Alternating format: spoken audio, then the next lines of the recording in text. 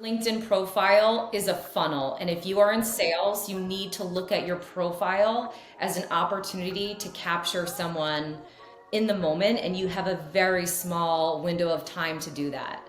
So your profile itself, it's not just a profile. Your LinkedIn profile is not just a career snapshot, but it is a landing page of you. Before we start the show, I have a quick question for you. Is your resume stuck in the rejection pile? At Resume Assassin, I create powerful resumes that showcase your skills, experience, and achievements, getting you noticed by recruiters. I'll also optimize your LinkedIn profile, transforming it into a magnet for opportunity. Visit resumeassassin.com today and take charge of your job search. Visit resumeassassin.com.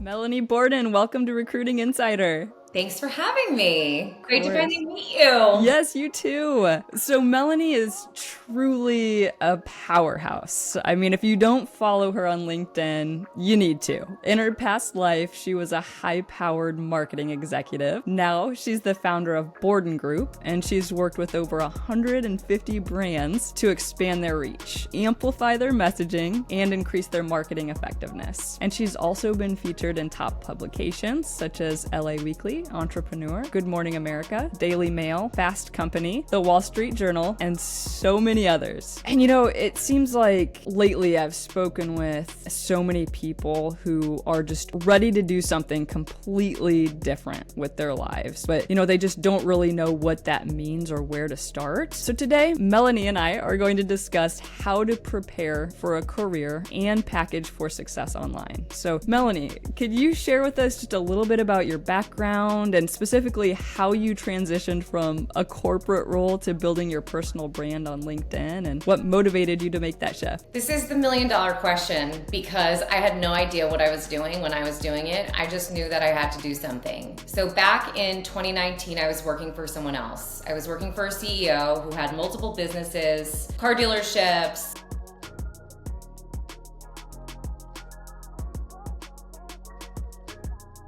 70 to 80. And I thought, what if we can get all of these salespeople activating on all cylinders, promoting themselves, promoting the company on LinkedIn, and also leveraging the millions of dollars that we were spending in advertising and marketing on the platform. And it ended up turning out to be a complete bust because the pandemic happened. Sure.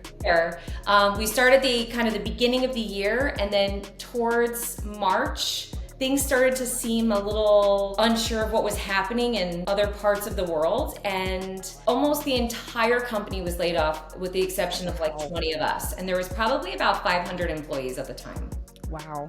So what I realized is I was trying to lead by example, and I was posting on LinkedIn, I would say once a week or so, but I had no idea what I was doing. I was really focused more on my boss and his personal brand and the company's marketing, the company's social, and I wasn't really so focused on my own. And so I just started posting and I started documenting what was happening in my life. I really started thinking about this term before we started talking, Mary, today. Not just building in public, which I've continued to do as I've gone through this journey of going from an employee to being a business owner, or really an operator because I'm in the business. I'm not just kind of overseeing everything. I'm actively in my business. But I really started healing in public and going through everything that we were going through to the pandemic. And then I started sharing stories of what it was like to be a single mom, kind of climbing that corporate ladder, sharing, going through a divorce and through all these things. And it was all kind of happening at the same time. And that's really how I got started. I just started showing up, and I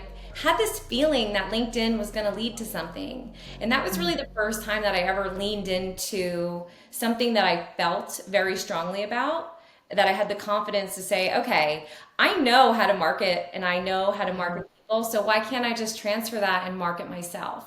I love that. We're going to break that down here in just a little bit. But first, I kind of mentioned that I do have a lot of conversations with people on LinkedIn, and kind of an underlying theme that I've found is a lot of them are just ready for a change. I don't know if it was the pandemic or the different market shifts and economic trends that have happened over the last year, 6 months or so, but they're ready for a change and they don't know where the hell to start, right? That's what everybody's saying, but they're just ready to start a new career. So what are some steps that those people can take to really start to develop a strong personal brand on LinkedIn? Where do they even begin? I think the first place that somebody would want to begin is seeing who else is out there and what else is happening, and to kind of explore and to lurk, as we call it, lurking on the platform, and kind of look around and see what other people are doing, what other people that are in the same role as you, that have the role you want to have, what are they talking about, what are they posting about, who do you resonate with, who is that person that you look at and say, wow, I could be doing that too, or that sounds like something I would say, or I can see an area, what they're talking about, where I could do it differently,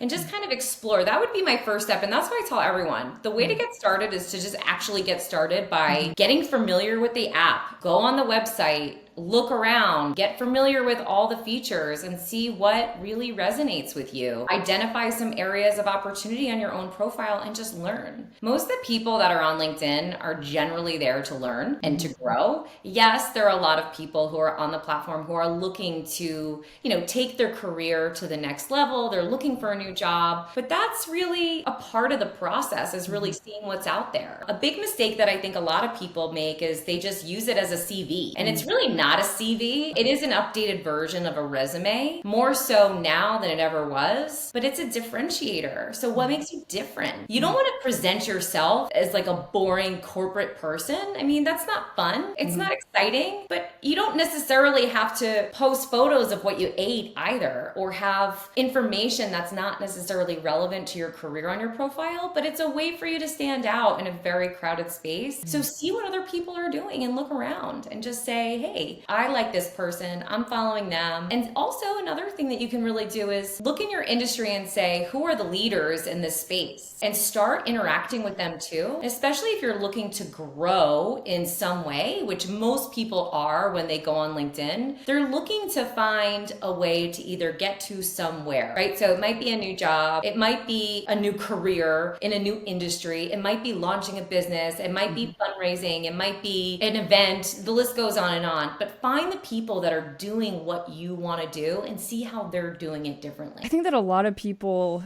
are concerned with getting too personal on LinkedIn because, it's a much different platform than Facebook, than Instagram, than TikTok, than really any other platform that most of us are on and posting consistently. So I know that you mentioned, going through your divorce and all of these really personal things and how that is part of what builds you and your personal brand. So how can we really determine what we should post about? I mean, especially for those of us that are targeting a pivot, I feel like we've been in the same space for a long time. We have probably established who we are in that space. But if we're trying to go somewhere else, it's like usually it's tempting to be really, really professional or kind of conform to whatever that industry standard might be. So how do we determine what topics we should actually post about and talk about and really just start and shape that personal brand? It's a good question. I think that a lot of times we overthink all of the things that you just mentioned.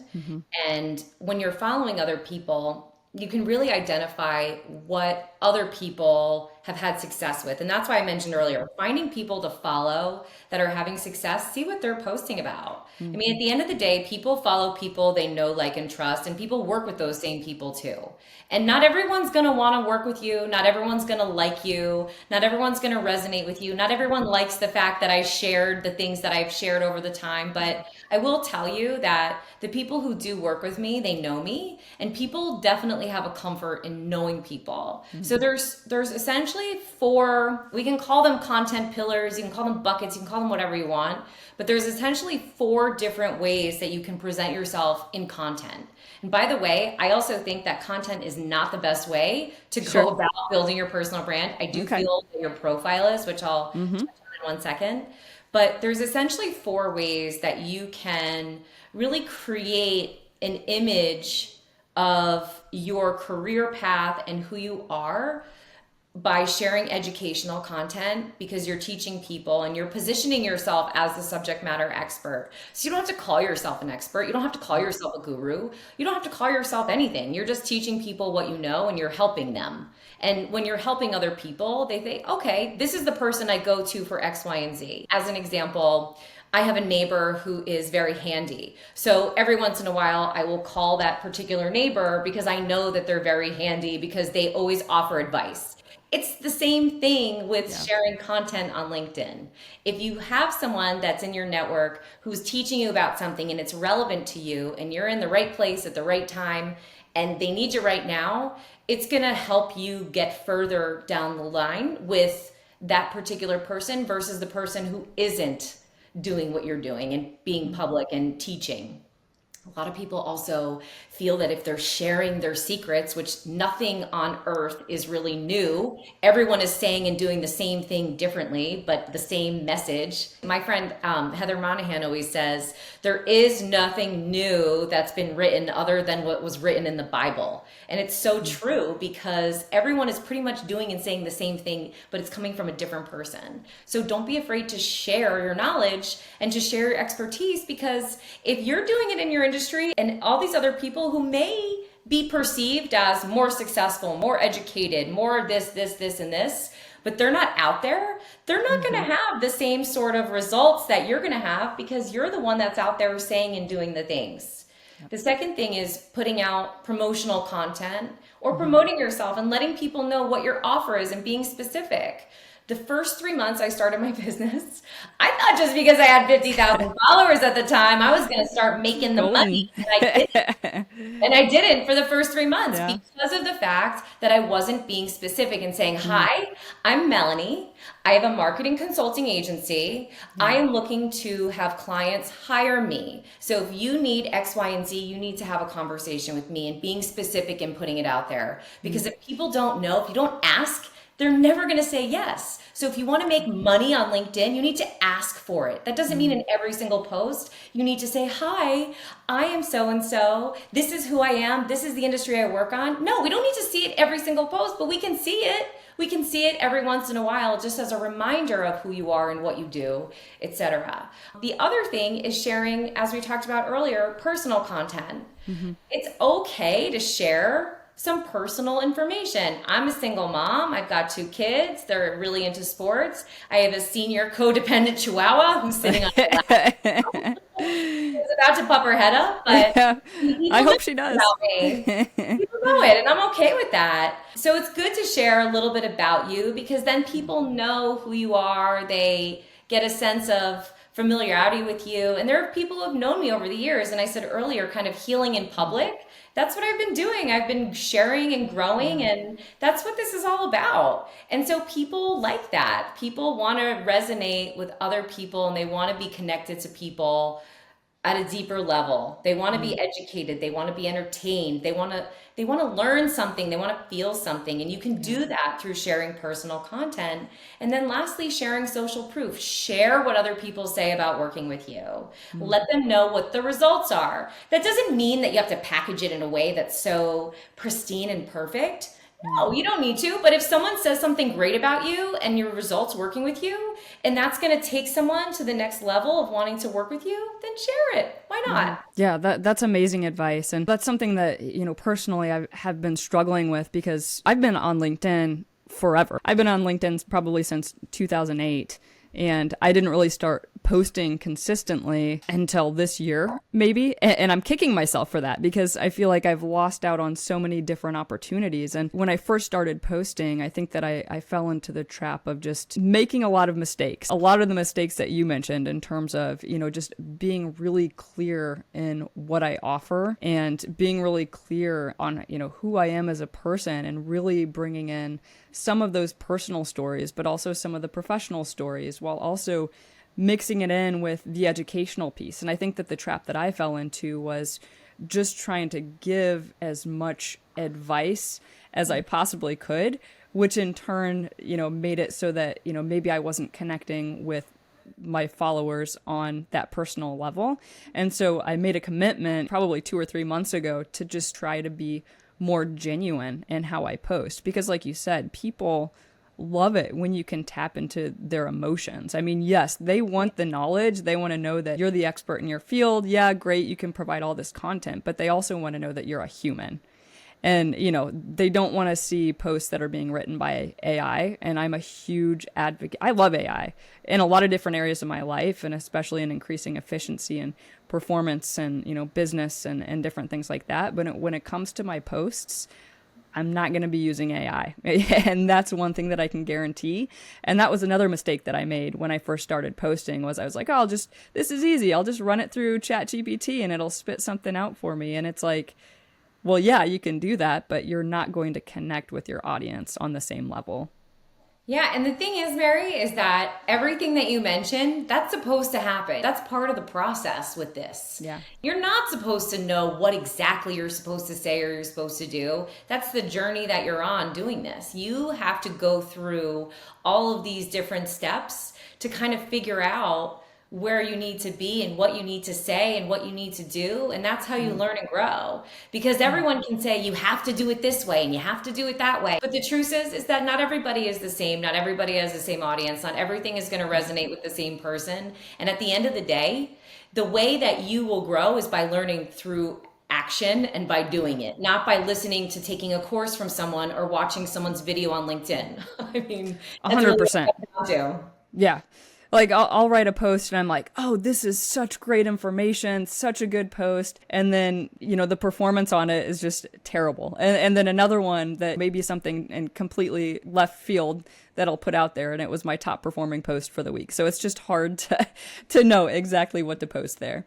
No one is harder on themselves than ourselves. Yeah. And 100%. On that note too, no one is watching us more than ourselves. Most people are not giving a flying you-know-what about what we're doing because they're self-involved. Yeah. So a lot of times we're in our own heads about our own content, and we think that other people think so much about our content, and they don't.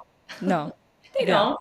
And that's why you write for people, you write for others. But a lot of times it's very healing to also write your experiences and write personal content because other people are going through the same thing that you're going through. And that's how you develop those deeper connections. Another thing what I love to do when it comes to content, and I started doing this recently, is anytime I'm listening to a podcast or I'm reading a book, I'll hear something that really resonates with me and I'll write it down and I'll do a little more research into it. And then I'll start to build posts based on that. And actually, we were speaking before we pushed go on the podcast about Jessica Winder, and I brought her on my podcast. And one thing that she'd recommended to me was just creating a Google Doc full of ideas. And it's like, that's such a simple thing to do. Why didn't I think of that like 6 months ago, But yeah, I mean, that can be huge for somebody that's trying to just first establish their personal brand. Yeah, absolutely. The Google Doc, something that I do reveals my age, I think, a lot when I do it. But I send myself voice memos and I send myself text messages like when I'm running. Yeah. I get so many ideas when I'm working out, even when like early in the morning when my kids are sleeping and I'm like doing weights, I'll get an idea and I don't have a pen and paper with me, but I'll just pick up my phone and I'll text myself something.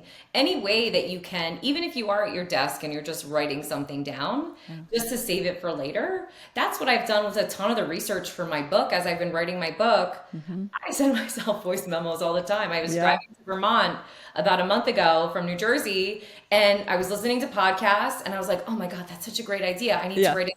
I couldn't write. I was driving my kids in the back seat, so I just did a voice memo and sent it to myself. Yeah, but awesome. That's a great idea. Absolutely. For sure.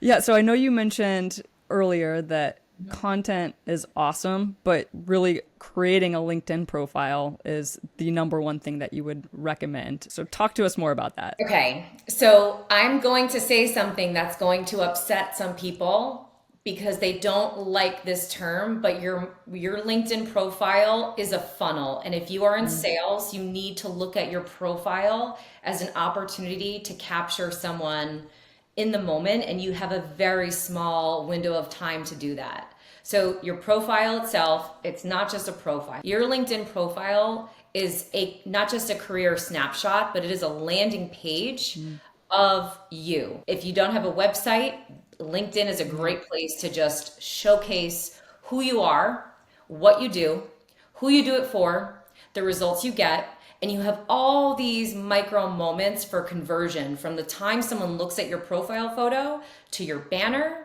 to your headline, to your about section, your featured section, and all those micro moments are moments of conversion to convert someone from just being a lurker to someone who's a potential client, partner, referral, etc., relationship. It is something that a lot of people don't focus on talking about as much, but you can post 365 days a year. But if your content doesn't match your profile, it's a missed opportunity if the person really isn't in the market for working with you or hiring you or whatever it is. That's the opportunity to really capture someone is in your profile, not necessarily always through your content. They both work great together. But when clients come to me, they're always focused so much on content. And I always try to unwind them and bring them back to their profile, because that's really where that moment of transformation happens for someone who's working as that executive, who wants to take the leap to have their own coaching business, who wants to be a consultant, or who wants to take the leap to go to a different industry. How are you going to get them if your profile doesn't match what your goals are? And so you have all these moments where you can essentially direct someone from your banner all the way down your profile to what you want them to do and how to do it. And a lot of people miss that opportunity and they wonder why LinkedIn doesn't work for them. But in my eye, I think that that's the way that you can convert someone. And I've seen the proof of it. I've seen the data to go from having the book an appointment button on your profile, or to have a link, the custom link with the text over it if you don't have premium, or to have that also again in your featured section. That's going to create a 40% increase of conversion, because that's what I personally have experienced from not having it to having it. And then I've seen it time and time again with clients too, who have a specific goal, like taking a new role, or they have a specific goal of hitting a revenue objective because they need to bring in more clients through the platform, but they don't necessarily have a budget for advertising on LinkedIn. So there's so many different ways that you can take someone through that journey, literally treating your profile as a funnel through that process. Could you break down that concept of a funnel, especially for somebody that is trying to make a pivot, whether it's, like you said, pivoting into another industry, or maybe pivoting to start their own business or whatever that might be? What would that look like for that person? Sure. This is a really great question. And it's one that comes up a lot, and it's one that I don't believe I see enough. When I look at someone's profile, I look for a couple of things. So when someone books a discovery call with me, I want to get a sense of who they are, what they do, who they work with, and the results that they get. And I also want to know, what industry are they in? Are they industry specific? A lot of times what I see is a profile photo that's old, right? I work with a lot of senior level executives. I'll say the demographics of who I work with personally are ages 45 and up. That's generally who I'm working with. So generally, our group, or I would say 40 and up. I'll include myself because I'm in the 40 and up category. So no one can call me an ageist. But a lot of times we're not as savvy with technology. So what will happen is there'll be no banner. The headshot will be from 6 years ago. The headline will either say nothing, or it'll say something like VP of Marketing. There will be no about section, or it'll be an about section talking in the third person about the person. And there'll be no featured section. In their career history, that little resume section that we have, there's really no attached media. A lot of times the company isn't attached to the actual job that they have, where they will just write it in and they don't even know how to attach it to that company page on the platform. And so what I mean by a funnel is this. When someone comes onto your profile, they're looking at you. You have 8 seconds to capture someone's attention. So within those 8 seconds, what you have to do is you need to resonate with that person quickly. Otherwise, they're going to move on to the next thing. That's why a lot of the really short form videos perform really well, because people are engaged for that short period of time. But let's take your banner, for example. There's all these opportunities that you can be marketing yourself at the top of the funnel, right? So if you look at the funnel as an example, creating that awareness is really at the top of the funnel, right? So you're letting people know about who you are. I have a client who recently just launched a book. So in her banner, as an example, we want to have something about her book in there, and perhaps some other type of social proof about her, maybe about from a client of hers, or maybe about a previous book that she has written, some sort of a testimonial, having some sort of social proof. So already in her profile, we're creating that awareness about where she's been and where she's going and who that person is. And that's a great way for anyone, especially if someone's looking for a new job. Why don't you use a testimonial from a previous colleague or a client that you worked with who said something to you or sent you an email, and write a little something about you, right? So that's one way that you can really create some awareness. And then you have your profile photo. And I talk about color theory a lot also with my clients, and I talk to my team about this, because you have a profile, right? Everyone does. But how do you stick out, right? There's like 100 million people that do the same thing that I do on LinkedIn, right? Mary, I'm sure it's the same. Oh, absolutely. Oh, tons and tons. Everybody. Everyone does the same thing. Yeah. Like I said, we're all saying the same thing. We're all doing the same thing. Yeah. The space is big enough for all of us. There's a billion people For on sure. LinkedIn. So there's plenty of clients. There's plenty of fish in the sea on LinkedIn for us. So your profile photo creates another opportunity, because your photo and your banner are the two places that someone would go to, that they would look at and say, let me look more. A lot of times when I look at comments, I see color stand out to me. So a blouse, or if someone has a jacket or a tie, or maybe someone's just wearing a t-shirt and it's a color, or they have color behind them. That's another way, another differentiation point that someone may have over someone else. And then where do you see that, right? So you do see it on your profile, but you also see it in the comments. And people have a way to see, oh, that person stands out. So it's just another way to create the awareness, and then to tap into the psyche of the person on the other side. And that's why I said earlier, we create the profile, we create our content for someone else. Yes, it is ours, but we are thinking of our prospective client as we are building out our profile. So that's another area. Then we come down to our headline, right? So a lot of times, like I said before, it's usually just a role, like their title. Great. That's awesome. You're a CEO. Congratulations. Of what? What do you do? Who do you do it for? What does your company do? Who are your clients? How do I know that I'm relevant to you if it just says CEO? That's great. I'm so proud of you. But how else can you let me understand a little more about how it benefits me as the person who's on your profile? So you're just creating a lot of awareness, and you're tapping into who that person is on the other side. So having an understanding of who your potential client or potential employer is. A lot of times, and this would be great for someone who's in recruiting, the hiring managers. Who are the hiring managers at the particular company that you want to work for? Who are they? What do they do? What keeps them up at night? What are their demographics? What colors resonate with them? What fonts do you think would resonate with them? If you are trying to be interviewing with a man or a woman, you might have different colors that you would have on your profile. Depending on their age, you might use different colors. So all of these things kind of factor in when you're creating awareness for yourself. So you're bringing them down further and further. But all these areas, like having a book an appointment and having that same message repeated over and over and over again on your profile, is just going to create more awareness and bring them further down to making that decision of wanting to work with you. Your featured section does the same thing, and so does your about section. You have all these opportunities not only to promote yourself, but to get you closer to whatever your goal is.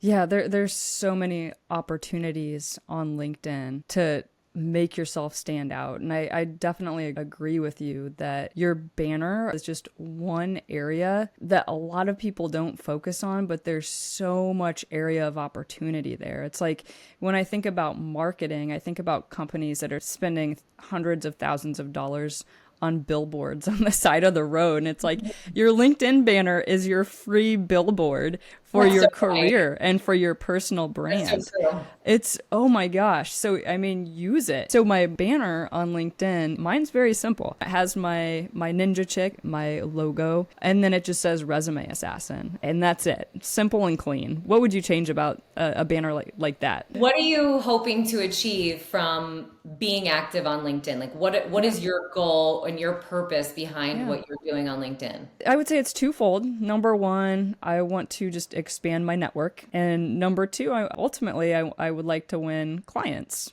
for resume writing. So, my advice to you, I think it's great to have the resume assassin, especially because that's your podcast, that's your business. So, I would definitely keep that on your banner, keep it there.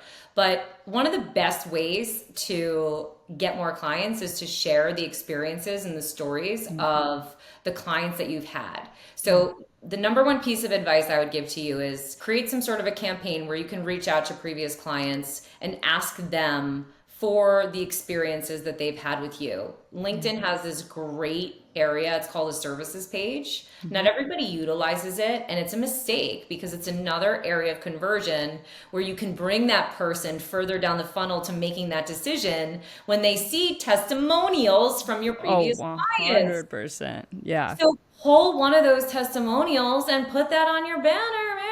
Well, I think that's great advice. And I think that a lot of people that are listening to this can take that advice too. And I've always wondered, what else should I put on there? I like the clean look, and if you look at my profile, I have 200 recommendations and, a bunch of reviews from the services page, but I've never lifted those up and put them on my banner, but it's like, well, hey, why not? Because that's Yeah. the first thing that people are going to see. Who's to say they're going to look through your profile to scroll all the way to the bottom or to the, center of the page to see the Right. reviews that are on there? So who cares if you have 200 reviews if nobody sees them, right? Yeah, I mean, listen, I don't love the fact that LinkedIn has the recommendations all the way at the Yeah. bottom of your profile. I think that that was a mistake, and hopefully they'll change that. I love that they have the services page and the Yeah. reviews that will sit there at the top. But it's social proof. People are influenced by other people, and you could say that you're great all day long, but if other people aren't agreeing with that, then how do you Yeah. convert other people? 9 times out of 10, whenever I work with anyone, they want to either speak to someone that I've worked with before, or they want testimonials, or they've already taken that step to reading some of the testimonials that I have. But social proof is huge. You don't even have to use recommendations or testimonials from LinkedIn. If you have comments on Instagram, Facebook, emails, text messages, Yeah. all of those things are social proof, all of it. And how people have their experiences weigh a ton. So I would say it's good to let other people know what those other people say about working with you. It also will let them make the decision of who exactly works with you. Are they the same as them? Yep. So, what's one or two of the biggest mistakes that you see when it comes to either a LinkedIn profile or even content? Negativity and bringing other people down. I think that it's really, really gross, especially when women do it to other women. But there's a lot of people who work in the same space and they take shots at others. I mean, listen, it is what it is. Trolls are everywhere. But when someone builds their presence based on making fun of other people or trying to hurt others, I think that it's just, you want to talk about cringe. People talk about cringe. That's cringe. You don't have to be positive all the time, but you want to be professional and you want to be presenting yourself in a way that you're a team player. And if you are, especially if you're looking to gain clients on LinkedIn, people don't want to work with people who make fun of other people. It's just not a cool thing to do. And it also just sets a really bad example for others who are getting used to being on the platform. And that's really how you create change, is by lifting other people up. And there's so much that you can do with collaboration. And I'll tell you this much. When I started my business and other creators would approach me, I was a little hesitant at first because I thought, well, we kind of do the same thing. Could they be taking clients from me? But then what I realized is this. there is so much more power in numbers and working together with someone else, because at the end of the day, I have all these people who are connected to me and I have all these followers. Probably about 80 to 90% of them I will never interact with and I will never meet in my life. Okay? Yeah. And I might work with someone else or do an event with someone else or partner with someone else who has a very similar network, same audience, etc. And they might not necessarily work with him or her either, but they might work with me, and someone in my network might work with them. So I think that there's also a lot of power in collaboration and partnering with others and just being a collective force to show other people that you can work in the same space. There's enough room at the table for all of us. There's 1 billion people on LinkedIn. Even if I wanted to work with 1% of my network, I couldn't. I have 180,000 followers. I would not be able to work with 1%. I couldn't. Yeah. You know what I mean? There's room for everyone, and there's definitely so much power in collaboration, and there's power in lifting up others. And it's just not cool to be negative and bring other people down, because you never know what other people are going through also in their personal life outside of the LinkedIn bubble. Yeah, and how you comment on LinkedIn and how you interact, not just what you put on your profile, not just what you post, but how you're interacting on others' posts and content is part of your personal brand. And so if you're negative, that's one pillar of your personal brand, is that person that's bringing this negative energy. Other people don't need that.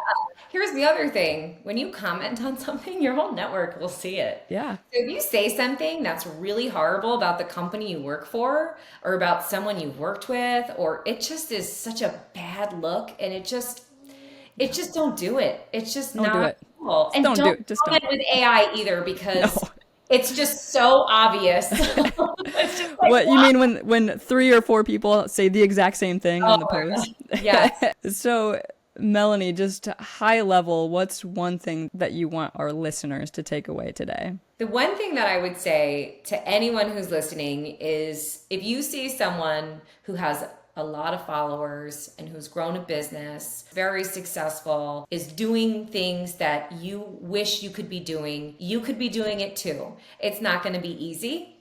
It's not necessarily always going to be fun, but everybody has the opportunity to create a network for themselves that will impact their career both in the short and the long term. It's just a matter of if you want to put in the work to get there. Boom.